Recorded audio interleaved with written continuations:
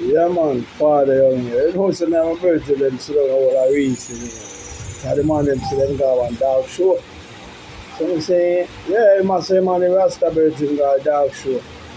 I say, alright. So man say them there, I go and take the thing because them like animal and they want to go over to a tent and I buy some food. So a man come over there with him dog and order about some chicken. And a woman come and order some oxtail and the woman said to the man with the dog, say, you know me I look a man to my granddaughter. The man say, right now I kind of book out, you know. She said, not even squeeze me. She said, no man. I said, no man. No space not there for right now, you know. My book out, my full. So the man said, the Rasta jump up and say, me there man. So the man said, what? He said, me there man, there for your granddaughter, man. You take good care of her. The man said the dogs, at the 120 man said the dog, you know. Man said the man frightened man, the man nearly dropped the world. They said, the man started laughing, the whole place matter.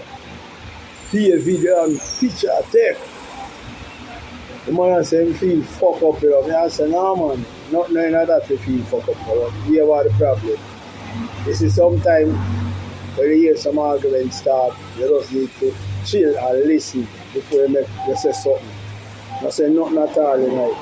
I say him go say something and he not fully understand what they talk about. But by see the next man with the dog and she talk to the man with the dog and I look for the dog and thing, you should have realized it. A dog movement, the fun. He might jump out say, yeah man, you are the right man for your granddaughter.